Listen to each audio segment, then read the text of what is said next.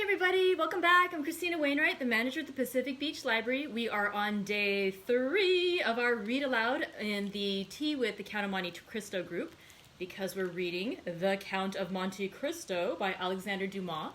And thank you again for joining me. Let's see, today we have 2 relatively long chapters, and I thought about breaking apart into 2 separate readings.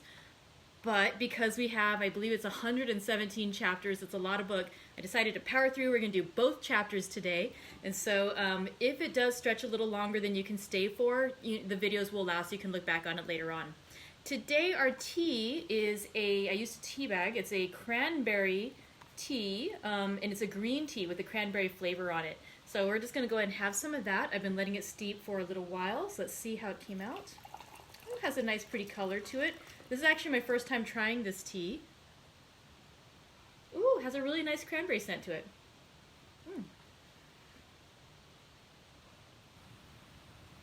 That's a really nice mild flavor. It's good. All right, so let's go ahead and set that aside to cool a little bit. I'll review a little of what happened yesterday.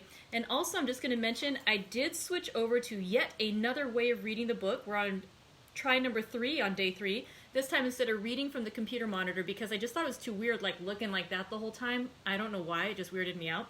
But I decided to put it onto the little iPad, so I'm just going to be reading off the tablet and we'll see how that goes, see if this works any better.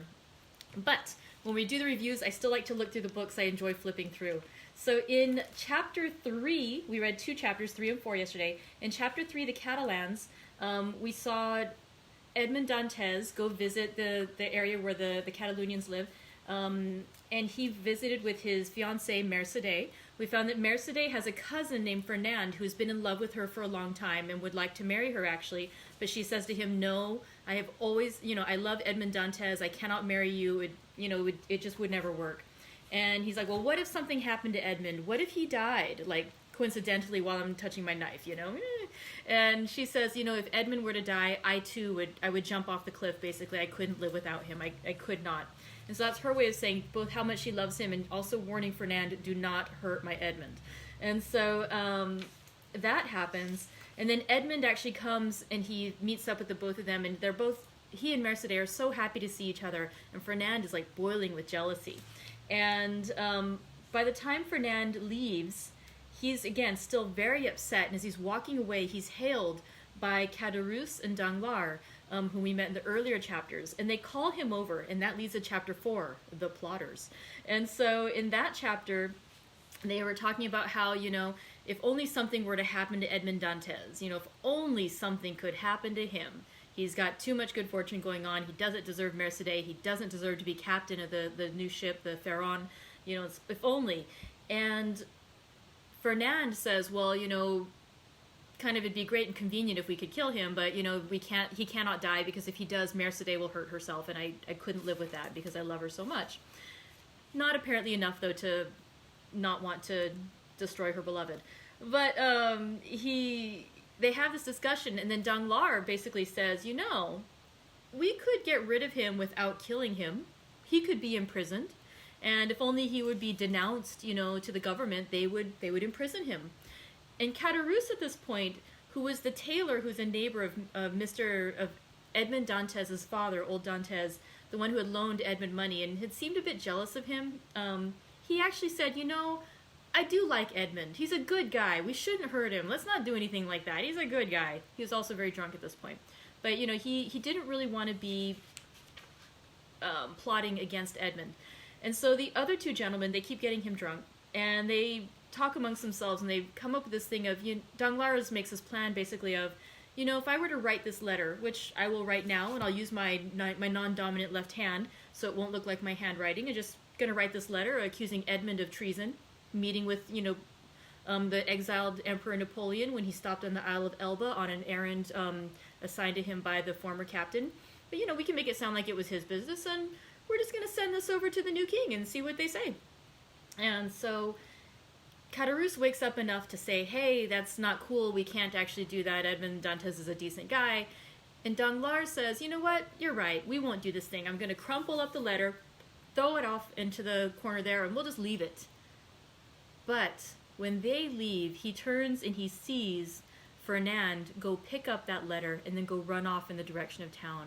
So Danglars basically, he baited a trap and Fernand took it. And so even though he can now claim that he really didn't intend to do this, that it was just a joke, he has set in motion a false accusation of treason against Edmond Dantes. And so that's where we left off. And like I said, today we have 2 longer chapters, but again, in light of the length of the book, we're going to go for it. So we're going to read chapters 5 and 6 today of the Count of Monte Cristo by Alexandre Dumas, and we're going to read it on our little tablet. So again, if you want to read along, it's the Project Gutenberg edition. All right, so let's go ahead and get started with chapter 5, The Marriage Feast. The morning sun rose clear and resplendent, touching the foamy waves into a network of ruby-tinted light. The feast had been made ready on the 2nd floor at La Réserve, whose arbor the reader is already familiar. The apartment destined for the purpose was spacious and lighted by a number of windows, over each of which was written in golden letters for some inexplicable reason the name of one of the principal cities of France. Beneath these windows a wooden balcony extended the entire length of the house, and although the entertainment was fixed for 12 o'clock, an hour previous to that time the balcony was filled with impatient and expectant guests, consisting of the favored part of the crew of the Pharaon and other personal friends of the bridegroom, the whole of whom had arrayed themselves in their choicest costumes in order to do greater honor to the occasion.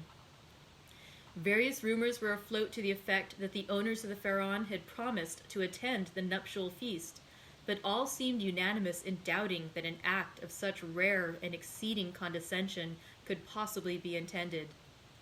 Danglars, however, who now made his appearance, accompanied by Caderousse, effectively confirmed the report, stating that he had recently conversed with Monsieur Morel, who had himself assured him of his intention to dine at La Réserve.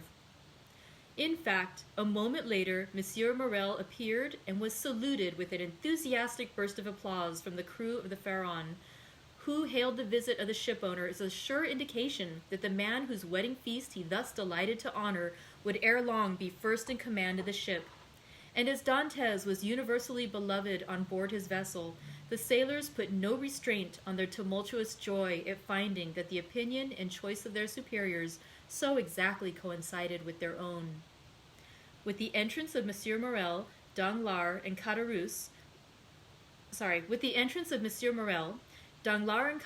were dispatched in search of the bridegroom to convey to him the intelligence of the arrival of the important personage whose coming had created such a lively sensation, and to beseech him to make haste. Danglars and Caderousse set off upon their errand at full speed, but ere they had gone many steps, they perceived a group advancing towards them, composed of the betrothed pair, a party of young girls in attendance on the bride, and by whose side walked Dantes's father, the whole brought up by Fernand, whose lips wore their usual sinister smile. Neither Mercédès nor Edmond observed the strange expression of his countenance. They were so happy that they were conscious only of the sunshine and the presence of each other. Having acquitted themselves of their errand and exchanged a hearty shake of the hand with Edmond, Danglars and Caderousse took their places beside Fernand and old Dantes, the latter of whom attracted universal notice. The old man was attired in a suit of glistening watered silk, trimmed with steel buttons, beautifully cut and polished. His thin but wiry legs were arrayed in a pair of richly embroidered clocked stockings, evidently of English manufacture, while from his three-cornered hat depended a long streaming knot of white and blue ribbons. Thus he came along, supporting himself on a curiously carved stick, his aged countenance lit up with happiness, looking for all the world like one of the aged dandies of 1796, parading the newly opened gardens of the Luxembourg and Tuileries. Beside him glided Caderousse, whose desire to partake of the good things provided for the wedding party had induced him to become reconciled to the Dantes, father and son, although there still lingered in his mind a faint and unperfect recollection of the events of the preceding night, just as the brain retains on waking in the morning the dim and misty outline of a dream. As Danglars approached the disappointed lover, he cast on him a look of deep meaning, while Fernand, as he slowly paced behind the happy pair, who seemed, in their own unmixed content, to have entirely forgotten that such a being as himself existed, was pale and abstracted. Occasionally, however, a deep flush would overspread his countenance, and a nervous contraction distort his features, while, with an agitated and restless gaze, he would glance in the direction of Marseille, like one who either anticipated or foresaw some great and important event. Dantes himself was simply, but becomingly, clad in the dress peculiar to the merchant service, a costume somewhat between a military and a civil garb, and with his fine countenance, radiant with joy and happiness, a more perfect specimen of manly beauty could scarcely be imagined. Lovely as the Greek girls of Cyprus or Chios, Mercédès boasted the same bright, flashing eyes of jet and ripe, round coral lips. She moved with the light, free step of an Arlesian or an Andalusian. One more practiced in the arts of great cities would have hid her blushes beneath a veil, or at least have cast down her thickly fringed lashes, so as to conceal the liquid luster of her animated eyes. But on the contrary, the delighted girl looked around her with a smile that seemed to say, "If you are my friends, rejoice with me, for I am very happy." As soon as the bridal party came in sight of La Réserve, Monsieur Morel descended and came forth to meet it, followed by the soldiers and sailors there assembled, to whom he had repeated the promise already given, that Dantes should be the successor to the late Captain Leclerc. Edmond, at the approach of his patron, respectfully placed the arm of his affianced bride within that of Monsieur Morel, who, forthwith conducting her up the flight of wooden steps leading to the chamber in which the feast was prepared, was gaily followed by the guests, beneath whose heavy tread the slight structure creaked and groaned for the space of several minutes. "Father," said Mercédès, stepping when she had reached the center of the table, "sit, I pray you, on my right hand. On my left I will place him who has ever been a brother to me," pointing with a soft and gentle smile to Fernand, but her words and looks seemed to inflict the direst torture on him, for his lips became ghastly pale, and even beneath the dark hue of his complexion, the blood might be seen retreating as though some sudden pang drove it back to the heart. During this time, Dantes, at the opposite side of the table, had been occupied in similarly placing his most honored guests. Monsieur Morel was seated at his right hand, Danglars at his left, while, at a sign from Edmond, the rest of the company ranged themselves as they found it most agreeable. Then they began to pass around the dusky, piquant Arlesian sausages and lobsters in their dazzling red cuirasses, prawns of large size and brilliant color, the echinus with its prickly outside and dainty morsel within, the clovis, esteemed by the epicures of the south as more than rivaling the exquisite flavor of the oyster north. All the delicacies, in fact, that are cast up by the wash of waters on the sandy beach and styled by the grateful fishermen fruits of the sea. "A pretty silence truly," said the old father of the bridegroom, as he carried to his lips a glass of wine of the hue and brightness of the topaz, and which had just been placed before Mercédès herself. "Now, would anyone think that this room contained a happy, merry party who desired nothing better than to laugh and dance the hours away?" "Ah," sighed Caderousse, "a man cannot always feel happy because he is about to be married." "The truth is," replied Dantes, "that I am too happy for noisy mirth. If that is what you meant by your observation, my worthy friend, you are right. Joy takes a strange effect at times. It seems to oppress us almost the same as sorrow." Danglars looked towards Fernand, whose excitable nature received and betrayed each fresh impression. "Why, what ails you?" asked he of Edmond. "Do you fear any approaching evil? I should say that you are the happiest man alive at this instant." "And that is the very thing that alarms me," returned Dantes. "Man does not appear to me to be intended to enjoy felicity so unmixed. Happiness is like the enchanted palaces we read of in our childhood, where fierce, fiery dragons defend the entrance and approach, and monsters of all shapes and kinds, requiring to be overcome ere victory is ours. I own that I am lost in wonder to find myself promoted to an honor of which I feel myself unworthy, that of being the husband of Mercédès." "Nay, nay," cried Caderousse, smiling, "you have not attained that honor yet. Mercédès is not yet your wife. Just assume the tone and manner of a husband, and see how she will remind you that your hour is not yet come." The bride blushed, while Fernand, restless and uneasy, seemed to start at every fresh sound, and from time to time wiped away the large drops of perspiration that gathered on his brow. "Well, never mind that, neighbor Caderousse. It is not worthwhile to contradict me for such a trifle as that. 'Tis true that Mercédès is not actually my wife, but," added he, drawing out his watch, "in an hour and a half she will be." A general exclamation of surprise ran round the table, with the exception of the elder Dantès, whose laugh displayed the still perfect beauty of his large white teeth. Mercédès looked pleased and gratified, while Fernand grasped the handle of his knife with a convulsive clutch. "In an hour?" inquired Danglars, turning pale. "How is that, my friend?" "Why, thus it is," replied Dantès, "thanks to the influence of Monsieur Morrel, to whom, next to my father, I owe every blessing I enjoy. Every difficulty has been removed. We have purchased permission to waive the usual delay, and at 2:30 the mayor of Marseille will be waiting for us at the city hall. Now, as 1:15 has already struck, I do not consider I have asserted too much in saying that in another hour and 30 minutes, Mercédès will have become Madame Dantès."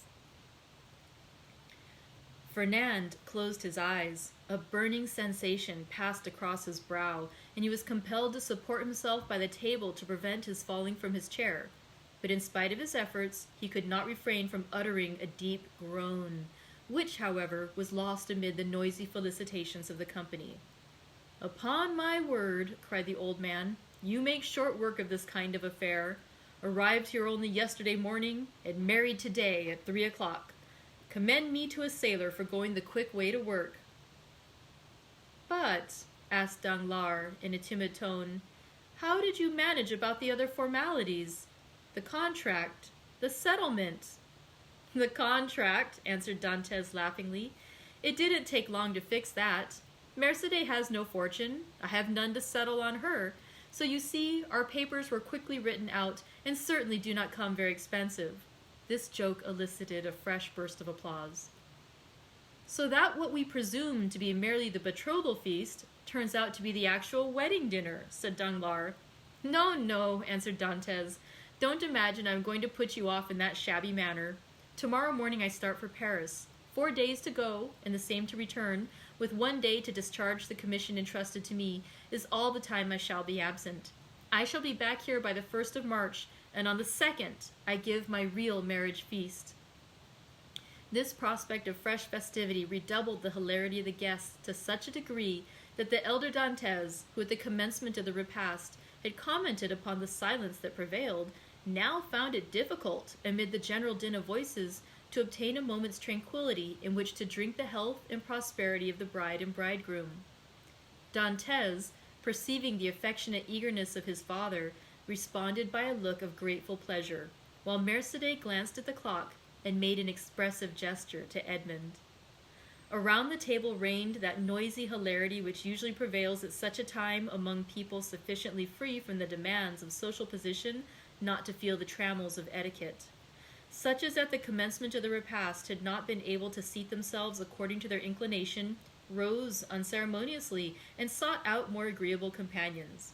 Everybody talked at once, without waiting for a reply, and each one seemed to be contented with expressing his or her own thoughts. Fernand's paleness appeared to have communicated itself to Danglars. As for Fernand himself, he seemed to be enduring the tortures of the damned. Unable to rest, he was among the first to quit the table, and, as though seeking to avoid the hilarious mirth that rose in such deafening sounds, he continued, in utter silence, to pace the farther end of the salon. Caderousse approached him just as Danglars, whom Fernand seemed most anxious to avoid, had joined him in a corner of the room. "Upon my word," said Caderousse, from whose mind the friendly treatment of Dantès, united with the effect of the excellent wine he had partaken of, had effaced every feeling of envy or jealousy at Dantès' good fortune. "Upon my word, Dantès is a downright good fellow, and when I see him sitting there beside his pretty wife that is so soon to be, I cannot help thinking it would have been a great pity to have served him that trick you were planning yesterday." "Oh, there was no harm meant," answered Danglars. "At first I certainly did feel somewhat uneasy as to what Fernand might be tempted to do, but when I saw how completely he mastered his feelings, even so far as to become one of his rival's attendants, I knew there was no further cause for apprehension." Caderousse looked full at Fernand. He was ghastly pale. "Certainly," continued Danglars, "the sacrifice was no trifling one, when the beauty of the bride is concerned. Upon my soul, that future captain of mine is a lucky dog. Gad, I only wish he would let me take his place." "Shall we not set forth?" asked the sweet silvery voice of Mercédès. 2 o'clock is just struck, and you know we are expected in a quarter of an hour." To be sure," cried Dantès, eagerly quitting the table. "Let us go directly." His words were re-echoed by the whole party with vociferous cheers.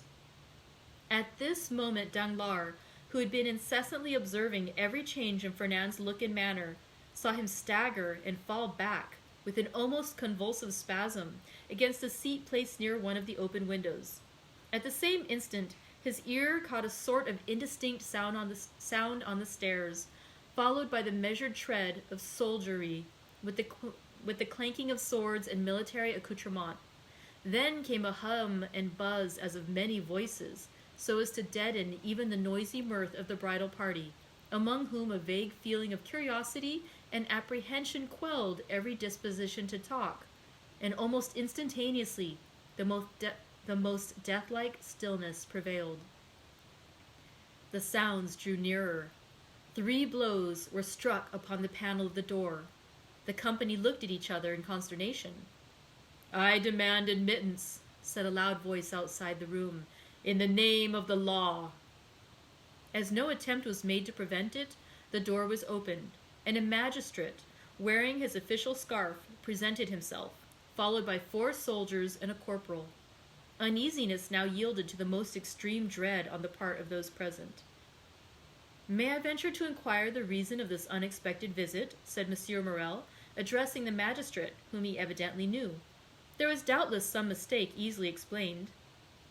"If it be so," replied the magistrate, "rely upon every reparation being made. Meanwhile, I am the bearer of an order of arrest, and though I most reluctantly perform the task assigned me, it must, nevertheless, be fulfilled. Who among the persons here assembled answers to the name of Edmond Dantès?" Every eye was turned towards the young man, who, in spite of the agitation he could not but feel, advanced with dignity, and said in a firm voice, "I am he. What is your pleasure with me?" "Edmond Dantès," replied the magistrate, "I arrest you in the name of the law." "Me!" repeated Edmond, slightly changing color. "And wherefore, I pray?" "I cannot inform you, but you will be duly acquainted with the reasons that have rendered such a step necessary at the preliminary examination." Monsieur Morrel felt that further resistance or remonstrance was useless. He saw before him an officer delegated to enforce the law, and perfectly well knew that it would be as unavailing to seek pity from a magistrate decked with his official scarf as to address a petition to some cold marble effigy. Old Dantès, however, sprang forward. There are situations which the heart of a father or mother cannot be made to understand. He prayed and supplicated in terms so moving that even the officer was touched, and although firm in his duty, he kindly said, "My worthy friend, let me beg of you to calm your apprehensions. Your son has probably neglected some prescribed form or attention in registering his cargo, and it is more than probable he will be set at liberty directly he has given the information required, whether touching the health of his crew or the value of his freight." "What is the meaning of all this?" inquired Caderousse, frowningly, of Danglars, who had assumed an air of utter surprise. "How can I tell you?" replied he. "I am, like yourself, utterly bewildered at all that is going on, and cannot in the least make out what it is about." Caderousse then looked around for Fernand, but he had disappeared. The scene of the previous night now came back to his mind with startling clearness. The painful catastrophe he had just witnessed appeared effectually to have rent away the veil which the intoxication of the evening before had raised between himself and his memory. So, said he, in a hoarse and choking voice to Danglars. This, then, I suppose, is a part of the trick you were concerting yesterday? All I can say is, that if it be so, 'tis an ill turn, and well deserves to bring double evil on those who have projected it. Nonsense, returned Danglars. I tell you again, I have nothing whatever to do with it. Besides, you know very well that I tore the paper to pieces. No, you did not, answered Caderousse. You merely threw it by. I saw it lying in a corner. Hold your tongue, you fool. What should you know about it? Why, you were drunk. Where is Fernand? Inquired Caderousse. How do I know? Replied Danglars. Gone, as every prudent man ought to be, to look after his own affairs, most likely. Never mind where he is. Let you and I go and see what is to be done for our poor friends. During this conversation, Dantès, after having exchanged a cheerful shake of the hand with all his sympathizing friends, had surrendered himself to the officer sent to arrest him, merely saying, Make yourselves quite easy, my good fellows. There is some little mistake to clear up, that's all. Depend upon it. And very likely I may not have to go so far as the prison to effect that. Oh, to be sure, responded Danglars, who had now approached the group. Nothing more than a mistake, I feel quite certain. Dantès descended the staircase, preceded by the magistrate and followed by the soldiers. A carriage awaited him at the door. He got in, followed by 2 soldiers and the magistrate, and the vehicle drove off toward Marseille. Adieu, adieu, dearest Edmond, cried Mercédès, stretching out her arms to him from the balcony. The prisoner heard the cry, which sounded like the sob of a broken heart, and leaning from the coach he called out, Goodbye, Mercédès, we shall soon meet again. Then the vehicle disappeared round one of the turnings of Fort St. Nicholas. Wait for me here, all of you, cried Monsieur Morrel. I will take the first conveyance I find and hurry to Marseille, whence I will bring you word how all is going on. That's right, exclaimed a multitude of voices. Go, and return as quickly as you can. This second departure was followed by a long and fearful state of terrified silence on the part of those who were left behind. The old father and Mercédès remained for some time apart, each absorbed in grief. But at length the 2 poor victims of the same blow raised their eyes, and with a simultaneous burst of feeling rushed into each other's arms. Meanwhile Fernand made his appearance, poured out for himself a glass of water with a trembling hand, then hastily swallowing it, went to sit down at the first vacant place, and this was, by mere chance, placed next to the seat on which poor Mercédès had fallen, half fainting, when released from the warm and affectionate embrace of old Dantès. Instinctively, Fernand drew back his chair. He is the cause of all this misery. I am quite sure of it, whispered Caderousse, who had never taken his eyes off Fernand, to Danglars. I don't think so, answered the other. He's too stupid to imagine such a scheme. I only hope the mischief will fall upon the head of whoever wrought it. You don't mention those who aided and abetted the deed, said Caderousse. Surely, answered Danglars, one cannot be held responsible for every chance arrow shot into the air. You can indeed, when the arrow lights point downward on somebody's head. Meanwhile, the subject of the arrest was being canvassed in every different form. What think you, Danglars, said one of the party, turning towards him, of this event? Why, replied he, I think it just possible Dantès may have been detected with some trifling article on board ship, considered here as contraband. But how could he have done so without your knowledge, Danglars, since you are the ship's supercargo? Why, as for that, I could only know what I was told respecting the merchandise with which the vessel was laden. I know she was loaded with cotton, and that she took in her freight at Alexandria from Pastret's warehouse, and at Smyrna from Pascal's. That is all I was obliged to know, and I beg I may not be asked for any further particulars. Now I recollect, said the afflicted old father. My poor boy told me yesterday he had got a small case of coffee and another of tobacco for me. There, you see, exclaimed Danglars. Now the mischief is out. Depend upon it, the custom-house people went rummaging about the ship in our absence and discovered poor Dantès' hidden treasures. Mercédès, however, paid no heed to this explanation of her lover's arrest. Her grief, which she had hitherto tried to restrain, now burst out in a violent fit of hysterical sobbing. Come, come, said the old man. Be comforted, my poor child. There is still hope. Hope, repeated Danglars. Hope, faintly murmured Fernand, but the words seemed to die away on his pale, agitated lips, and a convulsive spasm passed over his countenance. Good news, shouted forth one of the party stationed in the balcony on the lookout. Here comes Monsieur Morel back. No doubt now we shall hear that our friend is released. Mercédès and the old man rushed to meet the shipowner and greeted him at the door. He was very pale. What news? Exclaimed a general burst of voices. Alas, my friends, replied Monsieur Morel with a mournful shake of his head. The thing has assumed a more serious aspect than I expected. Oh, indeed, sir, he is innocent, sobbed forth Mercédès. That I believe, answered Monsieur Morel, but still he is charged. With what? Inquired the elder Dantès. With being an agent of the Bonapartist faction. Many of our readers may be able to recollect how formidable such an accusation became in the period at which our story is dated. A despairing cry escaped the pale lips of Mercédès. The old man sank into a chair. Ah, Danglars, whispered Caderousse, you have deceived me. The trick you spoke of last night has been played, but I cannot suffer a poor old man or an innocent girl to die of grief through your fault. I am determined to tell them all about it. Be silent, you simpleton, cried Danglars, grasping him by the arm, or I will not answer even for your own safety. Who can tell whether Dantès be innocent or guilty? The vessel did touch at Elba, where he quitted it, and passed a whole day in the island.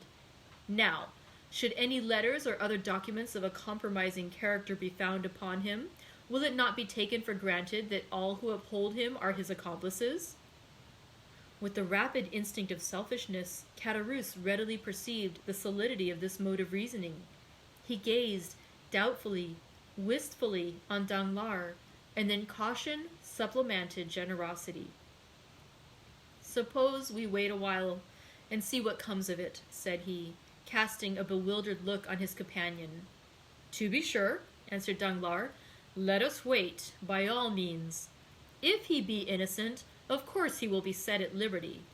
If guilty, why it is no use involving ourselves in a conspiracy. Let us go then. I cannot stay here any longer. With all my heart, replied Danglars, pleased to find the others so tractable.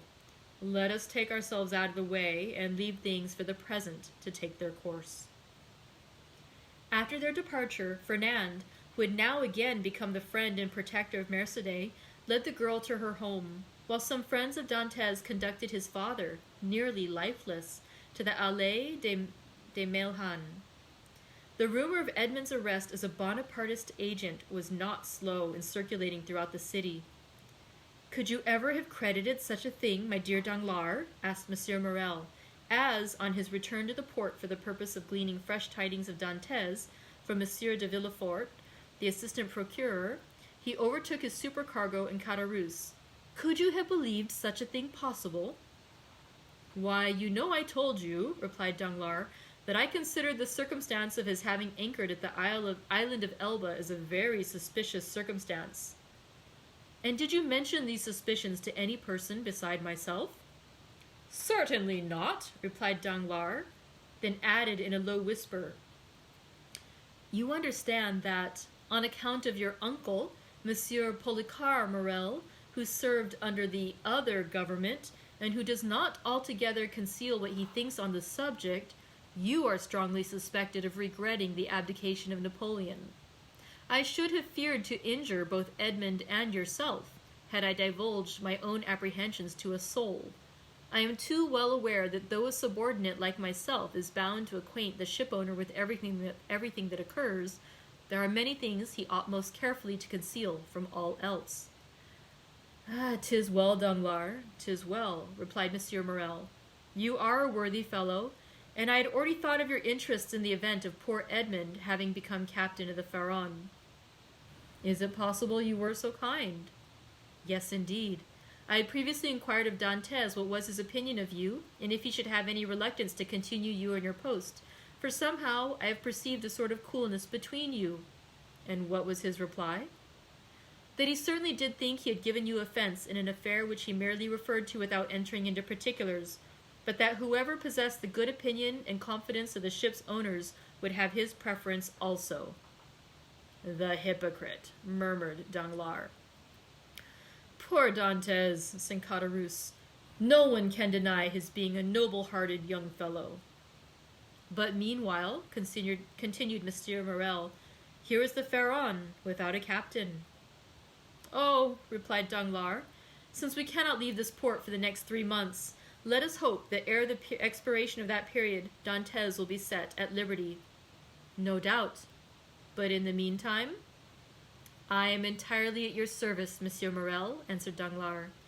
You know that I am as capable of managing a ship as the most experienced captain in the service, and it will be so far advantageous of you to accept my services that upon Edmond's release from prison no further change will be requisite on board the Pharaon than for Dantès and myself each to resume our respective posts. Thanks, Danglars. That will smooth over all difficulties. I fully authorize you at once to assume the command of the Pharaon, and look carefully to the unloading of her freight. Private misfortunes must never be allowed to interfere with business. Be easy on that score, Monsieur Morel, but do you think we shall be permitted to see our poor Edmond? I will let you know that directly I have seen Monsieur de Villefort, whom I shall endeavor to interest in Edmond's favor. I am aware he is a furious royalist, but in spite of that, and of his being king's attorney, he is a man like ourselves, and I fancy not a bad sort of one. Perhaps not, replied Danglars, but I hear that he is ambitious, and that's rather against him. Well, well, returned Monsieur Morel, we shall see. But now hasten on board. I will join you there ere long. So saying, the worthy shipowner quitted the two allies and proceeded in the direction of the Palais de Justice. You see, said Danglars, addressing Caderousse, the turn things have taken. Do you still feel any desire to stand up in his defense?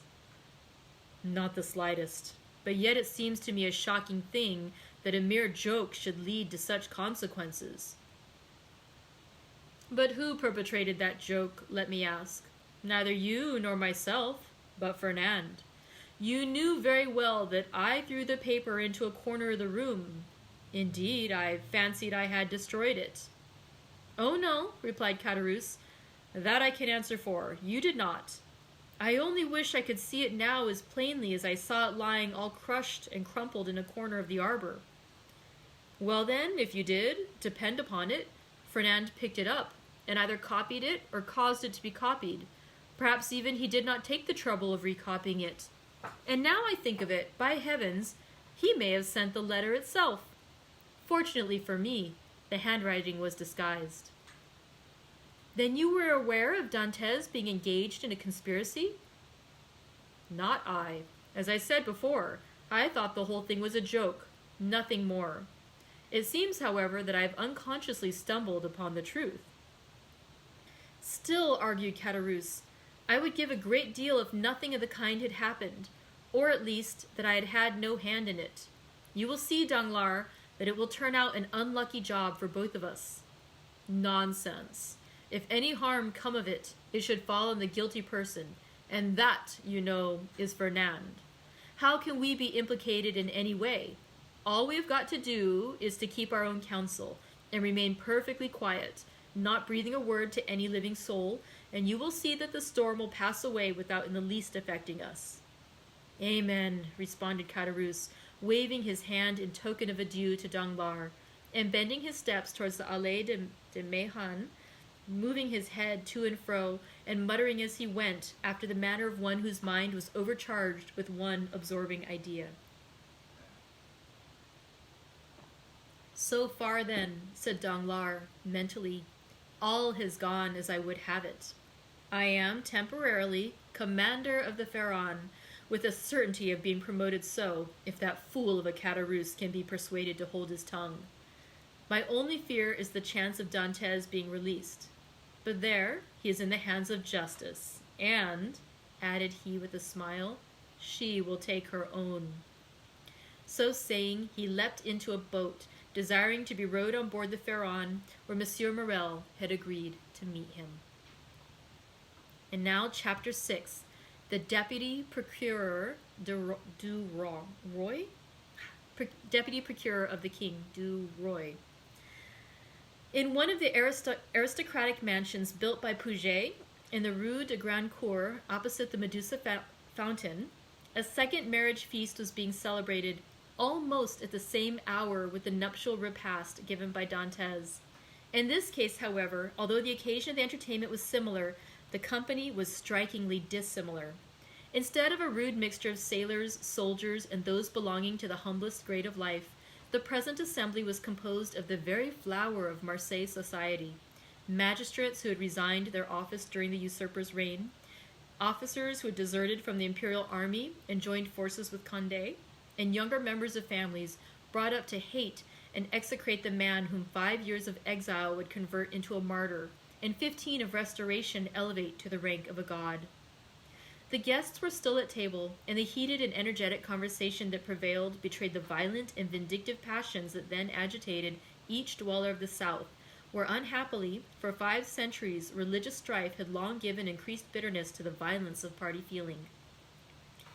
The emperor, now king of the petty island of Elba, after having held sovereign sway over 1/2 of the world, counting as his subjects a small population of 5,000 or 6,000 souls, after having been accustomed to hear the Vive Napoleon of 120 millions of human beings uttered in 10 different languages, was looked upon here as a ruined man, separated forever from any fresh connection with France or claim to her throne. The magistrates freely discussed their political views.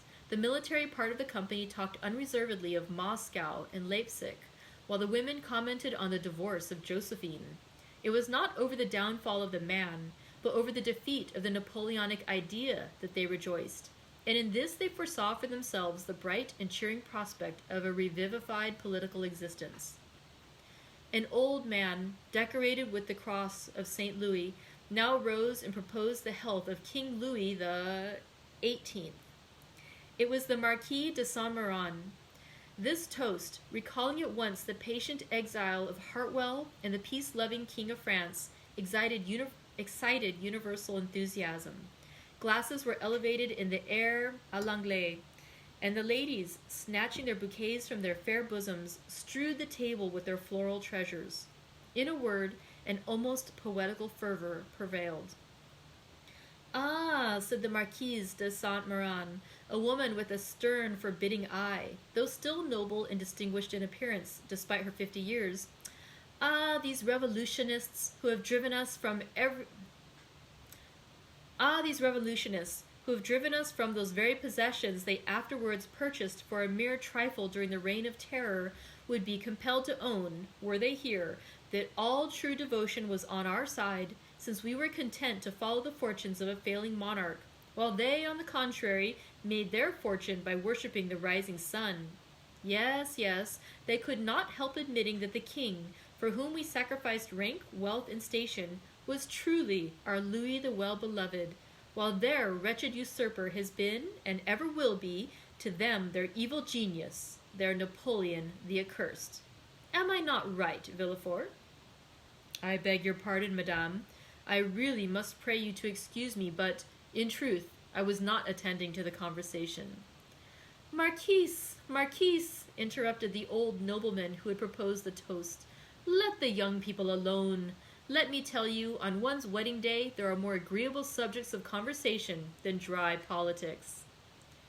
"Never mind, dearest mother," said a young and lovely girl, with a profusion of light brown hair and eyes that seemed to float in liquid crystal.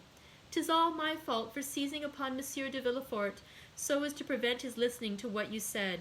But there, now, take him. He is your own for as long as you like. Monsieur Villefort, I beg to remind you my mother speaks to you." "If the Marquise will deign to repeat the words I but imperfectly caught, I shall be delighted to answer," said Monsieur de Villefort.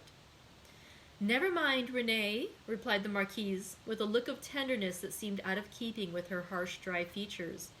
"But however all other feelings may be withered in a woman's nature, there is always one bright smiling spot in the desert of her heart, and that is the shrine of maternal love. I forgive you. What I was saying, Villefort, was that the Bonapartists had not our sincerity, enthusiasm, or devotion. They had, however, what supplied the place of those fine qualities," replied the young man, "and that was fanaticism. Napoleon is the Mahomet of the West, and he is worshipped by his commonplace but ambitious followers, not only as a leader and lawgiver, but also as the personification of equality." "He?" cried the Marquise. "Napoleon, the type of equality? For mercy's sake, then, what would you call Robespierre? Come, come, do not strip the latter of his just rights to bestow them on the Corsican, who, to my mind, has usurped quite enough." "Nay, madam, I would place each of these heroes on his right pedestal, that of Robespierre on his scaffold in the Place Louis XV, that of Napoleon on the column of the Place Vendôme. The only difference consists in the opposite character of the equality advocated by these two men. One is the equality that elevates, the other is the equality that degrades.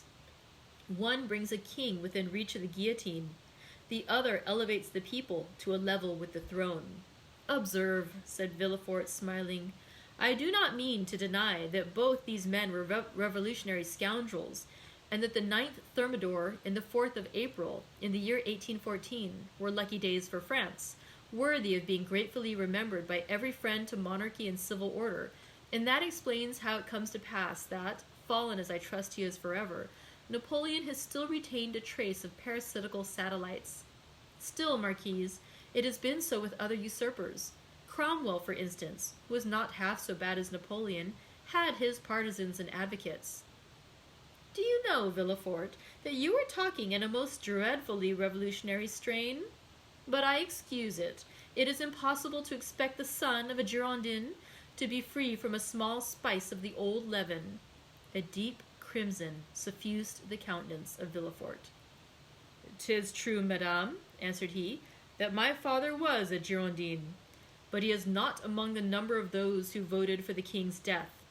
He was an equal sufferer with yourself during the Reign of Terror, and had well nigh lost his head on the same scaffold on which your father perished." "True," replied the Marquise, without wincing in the slightest degree at the tragic remembrance thus called up.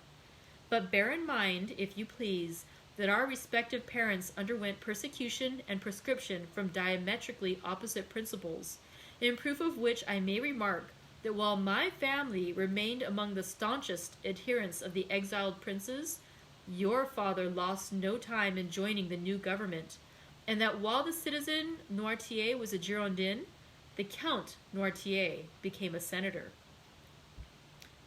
"Dear mother," interposed Renee, "you know very well it was agreed that all these disagreeable reminiscences should forever be laid aside." "Suffer me also, madame," replied Villefort, "to add my earnest request to Mademoiselle de Saint-Méran's, that you will kindly allow the veil of oblivion to cover and conceal the past.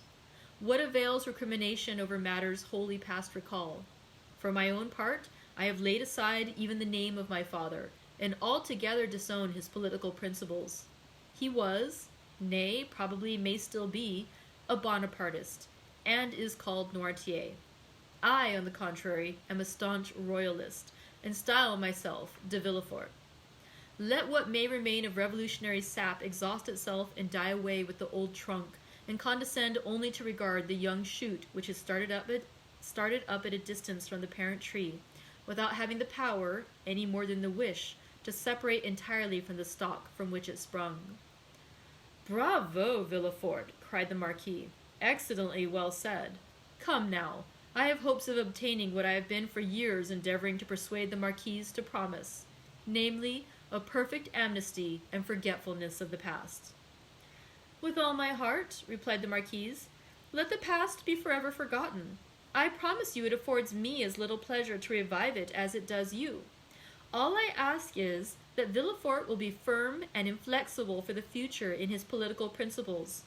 Remember also, Villefort, that we have pledged ourselves to His Majesty for your fealty and strict loyalty, and that at our recommendation the king consented to forget the past, as I do.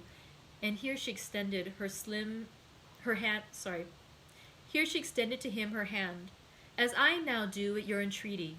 But bear in mind that should there fall in your way anyone guilty of conspiring against the government, you will be so much the more bound to visit the offense with rigorous punishment, as it is known you belong to a suspected family. Alas, madame, returned Villefort, my profession, as well as the times in which we live, compels me to be severe. I have already successfully conducted several public prosecutions and brought the offenders to merited punishment, but we have not done with the thing yet. Do you indeed think so? Inquired the Marquise. I am at least fearful of it.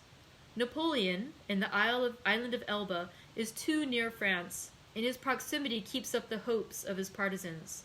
Marseille is filled with half-pay officers who are daily, under one frivolous pretext or other, getting up quarrels with the royalists. From hence arise continual and fatal duels among the higher classes of persons, and assassinations in the lower. You have heard, perhaps, said the Comte de Salvieux, one of Monsieur de Saint-Méran's oldest friends, and chamberlain to the Comte d'Artois, that the Holy Alliance purposed removing him from thence? Yes, they were talking about it when we left Paris, said Monsieur de Saint-Méran. And where is it decided to transfer him? To St. Helena.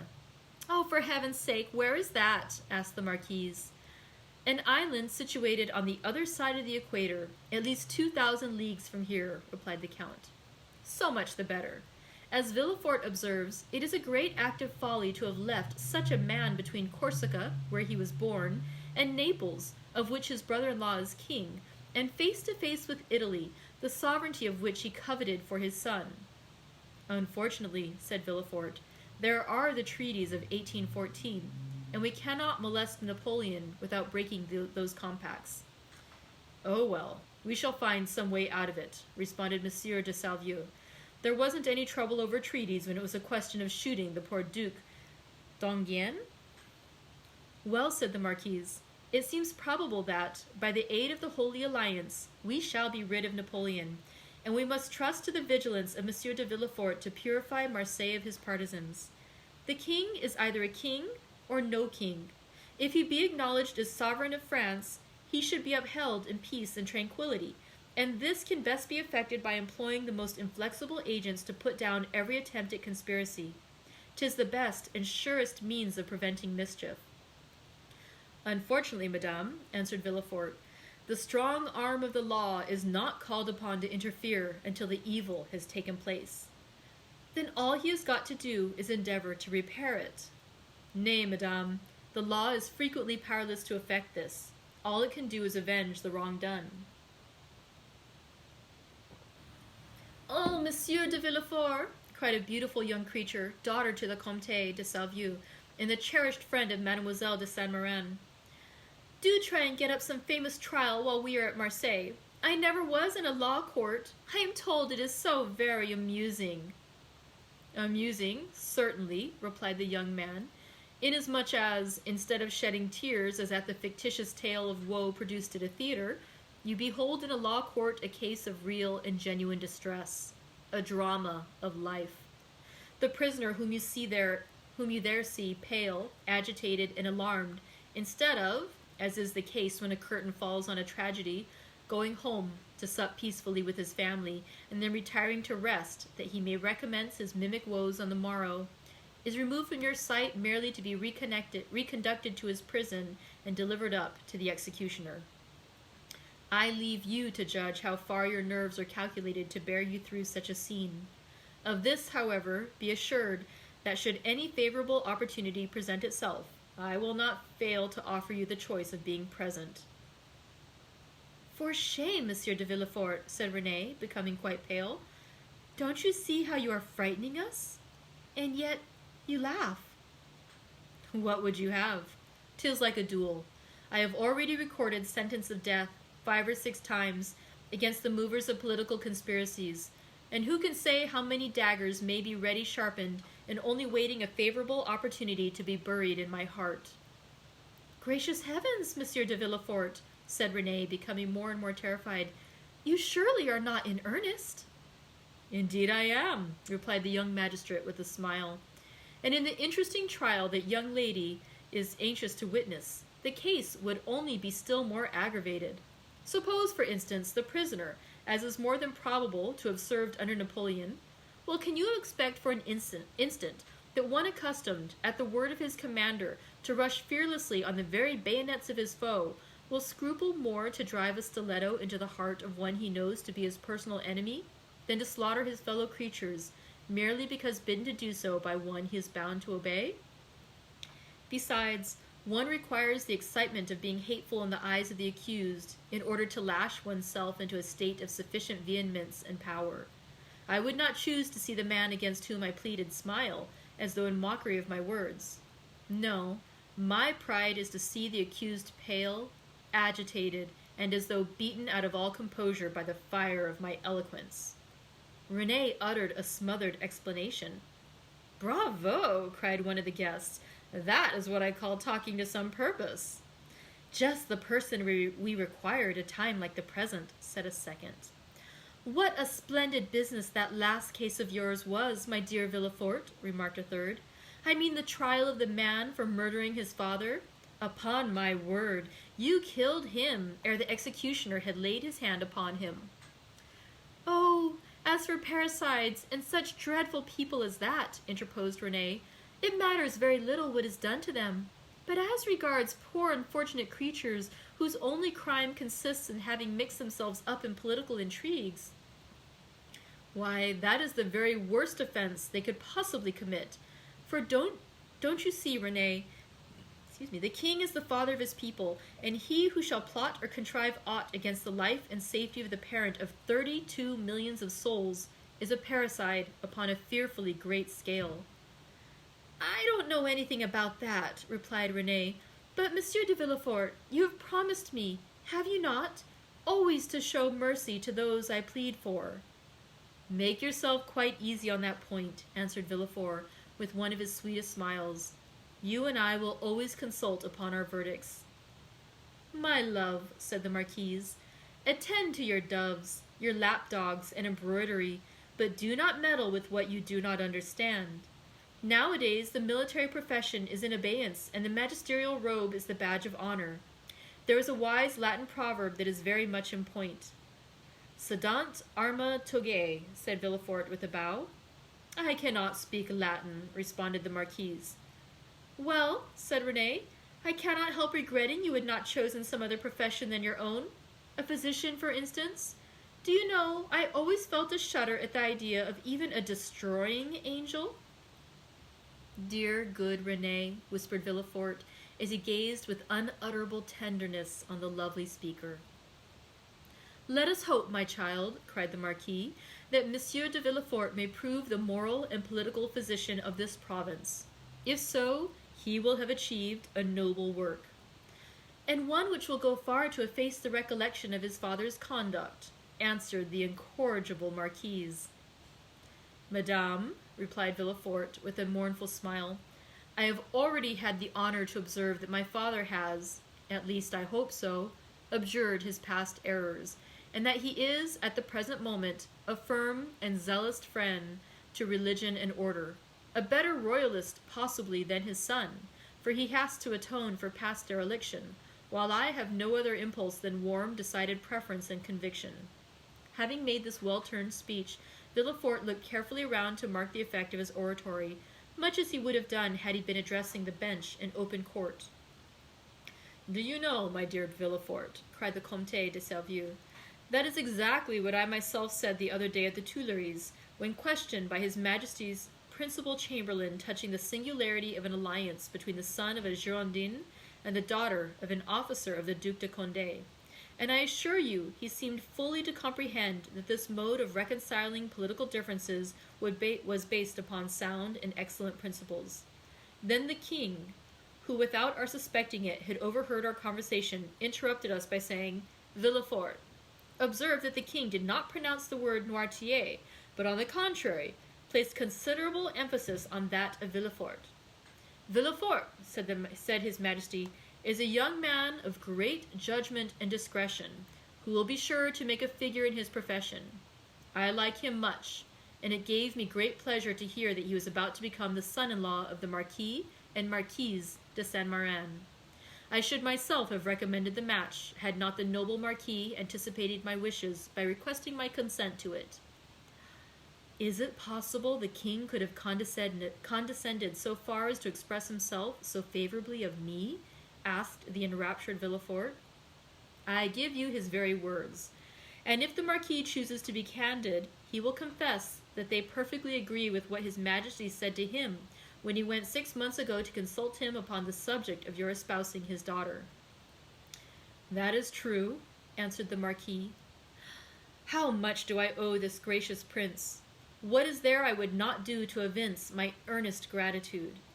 That is right, cried the Marquise. I love to see you thus. Now then, were a conspirator to fall into your hands, he would be most welcome.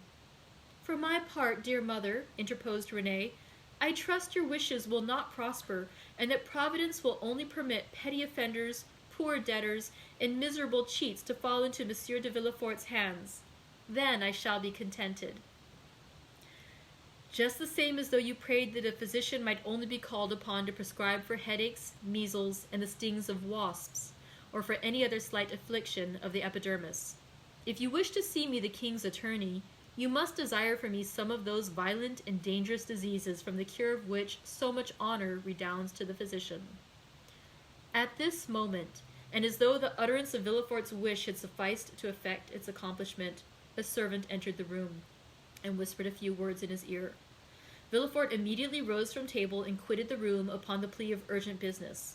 He soon, however, returned, his whole face beaming with delight.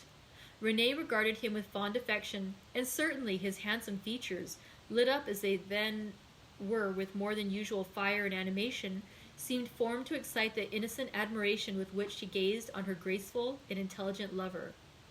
You were wishing just now, said Villefort, addressing her, that I were a doctor instead of a lawyer.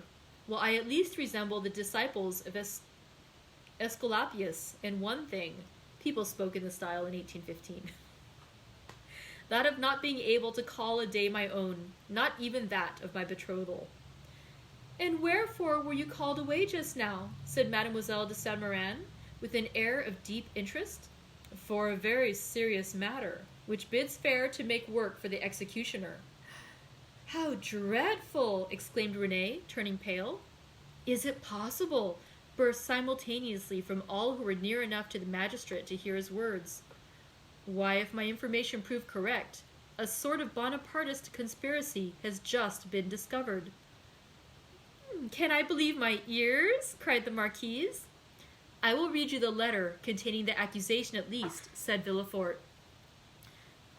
The king's attorney is informed by a friend to the throne and the religious institutions of this country that one named Edmond Dantès, mate of the ship Pharaon, this day arrived from Smyrna, after having touched at Naples and Porto Ferrajo, has been the bearer of a letter from Marat to the usurper, and again taken charge of another letter from the usurper to the Bonapartist Club in Paris.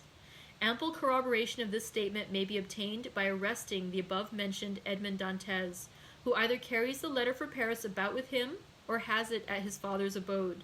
Should it not be found in the possession of father or son, then it will assuredly be discovered in the cabin belonging to the said Dantès on board the Pharaon. But, said Renee, this letter, which after all is but an anonymous scrawl, is not even addressed to you, but to the king's attorney. True, but that gentleman being absent, his secretary, by his orders, opened his letters. Thinking this one of importance, he sent for me, but not finding me, took upon himself to give the necessary orders for arresting the accused party. Then the guilty person is absolutely in custody, said the Marquise. Nay, dear mother, Say the accused person. You know we cannot yet pronounce him guilty. He is in safe custody, answered Villefort, and rely upon it, if the letter is found, he will not be likely to be trusted abroad again, unless he goes forth under the especial protection of the headsman. And where is the unfortunate being? Asked Renee. He is at my house. Come, come, my friend, interrupted the Marquise. Do not neglect your duty to linger with us. You are the king's servant, and must go wherever that service calls you. Oh, Villefort, cried Renee, clasping her hands and looking towards her lover with piteous earnestness, be merciful on this day of our betrothal. The young man passed round to the side of the table where the fair pleader sat, and leaning over her chair said tenderly, To give you pleasure, my sweet Renee, I promise to show all the lenity in my power. But if the charges brought against this Bonapartist hero prove correct, why then, you really must give me leave to order his head to be cut off. Renee shuddered at the word cut, for the growth in question had a head. Never mind that foolish girl, Villefort, said the Marquise. She will soon get over these things. So saying, Madame de Saint-Méran extended her dry, bony hand to Villefort, who, while imprinting a son-in-law's respectful salute on it, looked at Renee, as much as to say, I must try and fancy 'tis your dear hand I kiss, as it should have been. These are mournful auspices to accompany a betrothal, sighed poor Renee. Upon my word, child, exclaimed the angry Marquise, your folly exceeds all bounds. I should be glad to know what connection there can possibly be between your sickly sentimentality and the affairs of the state. Oh, mother, murmured Renee. Nay, madame, I pray you pardon this little traitor. I promise you that to make up for her want of loyalty, I will be most inflexibly severe.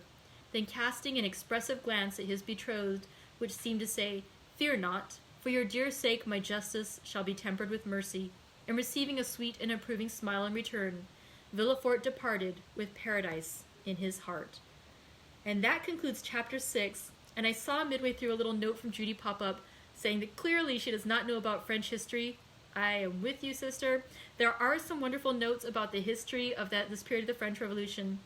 I promise to study up before tomorrow, and at the start of our next read-along, when we do the summary, I'll explain a little bit more about what was going on during this period. So hopefully it'll make a little more sense. Thank you very much. Suffice it to say right now, the treacherous plot is in motion, and there's bad things coming for Edmond Dantes. So we'll talk about it more tomorrow. Thank you very much. I appreciate your coming today. It's been a lovely, lovely read aloud, and I'll see you guys tomorrow. Bye.